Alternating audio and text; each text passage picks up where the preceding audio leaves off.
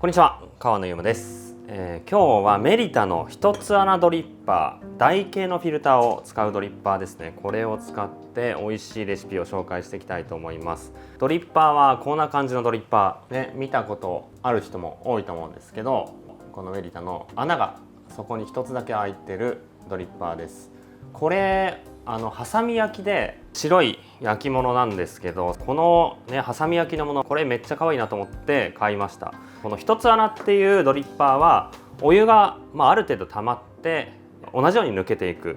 つまりどんな豆でもお湯を溜めて、で粉をお湯に浸した感じでこう抜かしていけば安定してドリップ美味しく入れられるっていうのがいいところかなっていうふうに思うので、改めてちょっとね使って入れてみたいなというふうに思っていろいろ入れたら美味しかったので、今日はレシピを紹介していきたいと思います。3回に分けて注ぐっていうレシピで今日は注いでいきます。じゃあちょっと手元も、お見せしつつレシピを紹介していきます。豆は 12g 使います。今日はルワンダの豆を使います。シーラという僕が大好きなルワンダで一番美味しいと思ってる、めっちゃ華やかで甘さがしっかりあるコーヒーなんですが、みかんみたいなね果実感が特徴なんですけど、その豆を使います。 12g 測って引いていきます。で引き目なんですけど、中引きくらい、そんなに粗くしなくていいかなって思います。今日はタイムモア C3S っていうハンドミルを使って16っていう引き目で引いていくんですが、豆によってはもっと甘さを出したいって時にもっと引き目を細かくすることも OK だと思うし、もっとクリアな味で楽しみたいっていう時には粗めにしてみてください。引けたらフィルターをセットします。で台形のフィルターです。はい、僕がよく使う円錐形のフィルター、こういうフィルターの方が形は対照的です。上から見た時に、円錐フィルターの方が円を描くような形になってますよね。台形フィルターの方は上から見た時に長方形っぽい形になってます。この台形フィルター、これかなり多く流通してるし、なんで100円ショップとかにもねこの台形フィルター売ってるし、手に入りやすい、使いやすいっていう意味で、このドリッパーいいんじゃないかなって、思ってました。フィルターはこのリブの部分を折ります。で広げてセットすると。ではまずは湯通しをします。このフィルターなんですけど、色が白いものとあと茶色いもの2種類あると思います。おすすめは僕は白い方ですね。白い方が紙の匂いが抑えられています。湯通しといってお湯を通してこのお湯は捨ててあげて、で器具を予熱しつつ紙の匂いや汚れも落としつつ準備してあげるといいかなと思います。で 12g の中引きの粉をセットして平らにならしてあげて、でこれで準備 OK です。お湯の温度は90度でドリップしていきます。ではまずは粉全体にお湯をかけて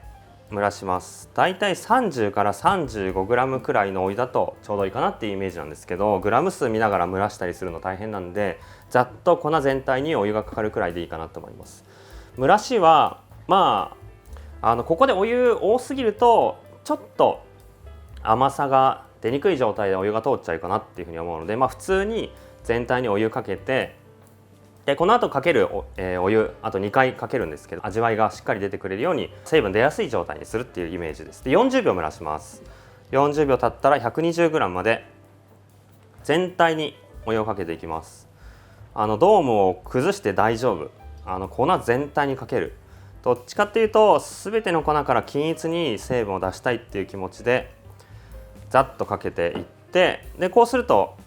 お湯が溜まってますね。穴が1つしかないんで、このメリタのドリッパーの特徴だと思うんですけど、結構お湯の抜けがゆっくりです。だから何度も何度も細かく分けて注がなくてもバッチリ美味しいっていう、かなり入れやすいドリッパーなのかなって思います。で 12g の粉に対して 200g お湯を注ぐので、1分30秒のタイミングで最後の注ぎで、また同じように全体にそんなに深いこと考えずに、着地点だけ粉の上であれば OK です。紙の上にかけないようにして200までかけると。で落ちきりを待つっていう入れやすいドリッパーかなって思います。お湯が溜まって勝手に抜けていって美味しいコーヒーができるっていう、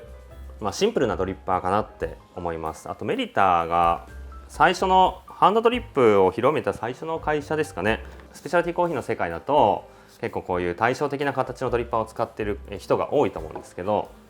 僕このメリタなんかね可愛いし、このお湯を溜めて成分を出すっていう考え方は、例えば浅入りのコーヒーとか豆のポテンシャルを出し切りたいっていう時に、合ってるんじゃないかなとも思います。ではできました。落ちきり3分以内くらいだといいかなっていうイメージです。ではカップに注いで飲んでいきましょう。ルワンダです。ルワンダシーラ、いただきます。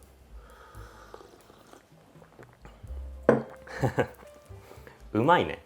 めっちゃうまいね。こういう V60 とか使ってるコーヒー屋が多い中、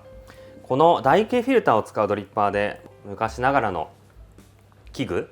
形っていうところで美味しく入れて、こんな風に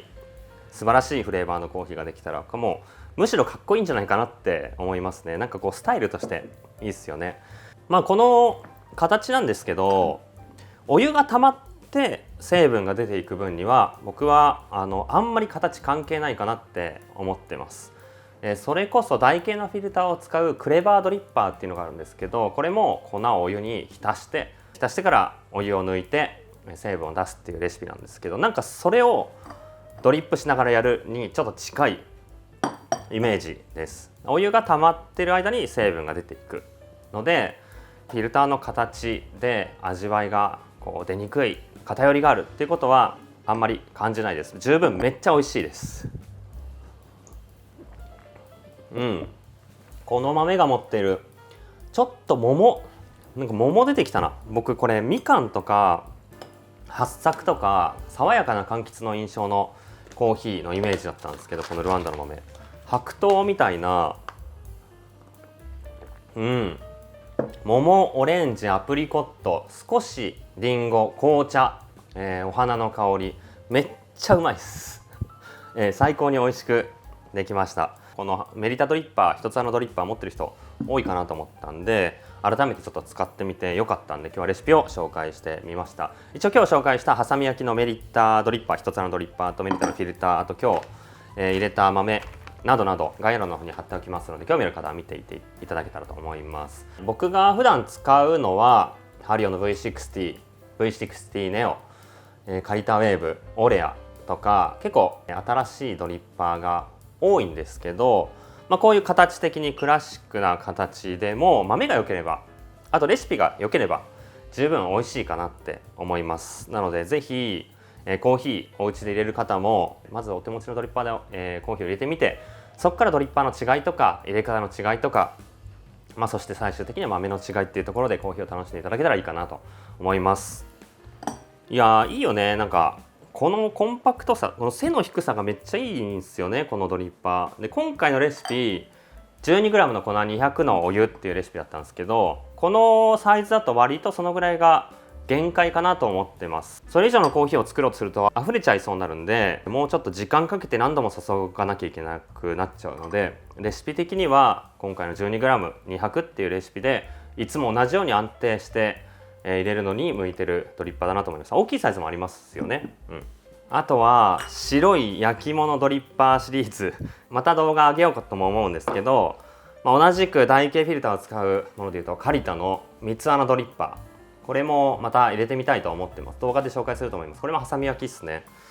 上から見た時に対照的な形のドリッパーでいうとカリタウェーブドリッパー、これもハサミ焼きです。これめっちゃ僕気に入ってます。気に入りすぎてお店のロゴ入りで作ったりもしました。あとはハリオの円錐ドリッパー V60 ですね。この辺は結構使ってる人も